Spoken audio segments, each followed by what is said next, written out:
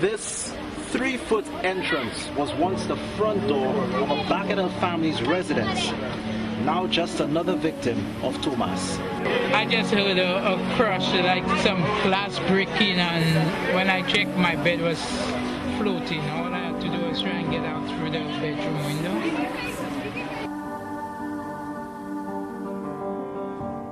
And that adds to our frustration. We are trying to get to certain places and it's really, really rough.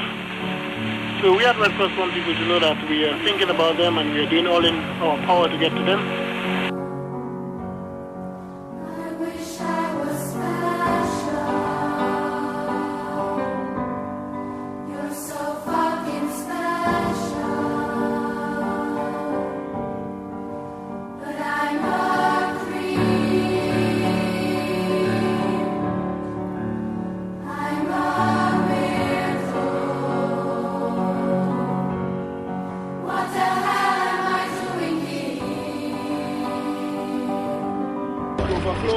A car in a trench of what used to be a bridge, a clear indication of the unimaginable destruction caused by Tomas.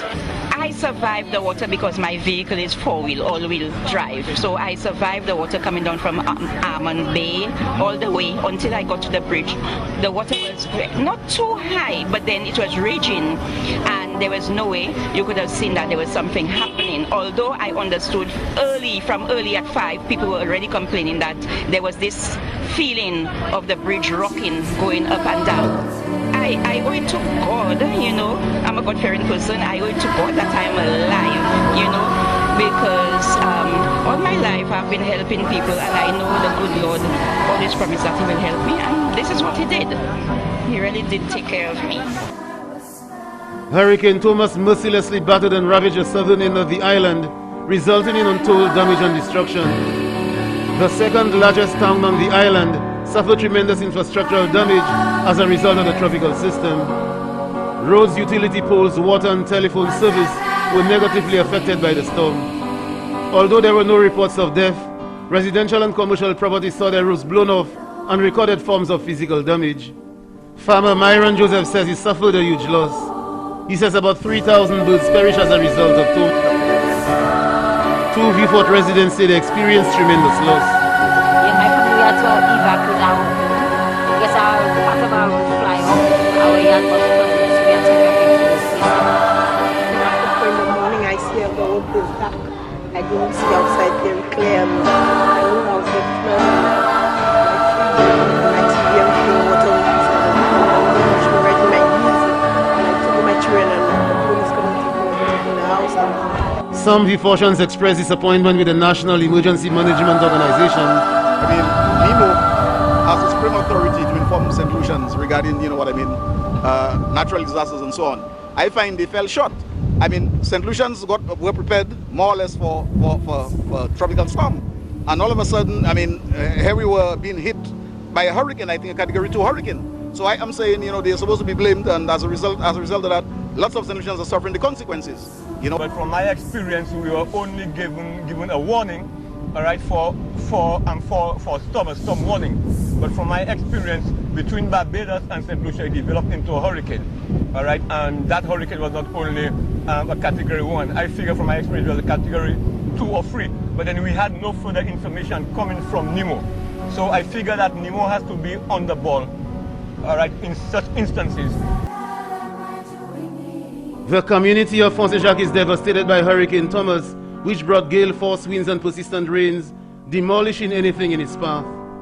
3 people are confirmed dead as a result of heavy waters and landslides from the hills in the early hours of Sunday.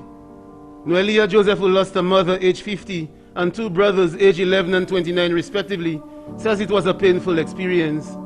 She says it was after 4 Sunday morning when she noticed her room was flooding. So I called my mother to open inside her house for my little brother and I to enter. So when she opened for us, I was on the bed with my child. I was on my mother's bed with my child. So my mother then asked me to move on the bed for her to shift the bed because water was entering all the kitchen, all my mother's room. I went in the living room. So while I was in the living room, a big wind come with water and like it just sent me out. And I find my way with my child. So I end up by the road in the balcony by a lady. So when I was trying to call my mother, I couldn't hear anything. Because and I think like the upstairs house, then fall on my mother's house in the kitchen, and I think the house sink was there because it was in downstairs. Vincent Jean-Philippe says the entire community is covered with dirt and debris up to the rooftops of two-story buildings.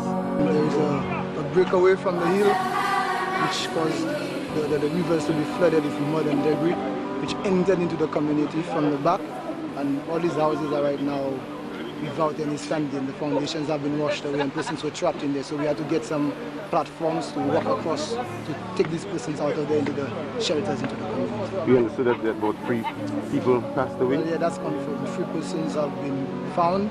These bodies have been taken over to Beaufort. We had to do some makeshift hammocks so we could take them over to Beaufort. And right now there is 1 community man missing and 1 from the lower community of Warwick missing right now. Charlotte Pascal is the chairperson of the Fonseca Community Disaster Response Team. She gave HTSTs an insight of people who are in shelters. For now we have about 75 children and adults included, and what basically we have no symptoms. Tell us about the people who passed away. Okay, for now we have 3 confirmed deaths. We have 1 missing person. We have not seen the body or anything as yet. We got a message, everybody got a message.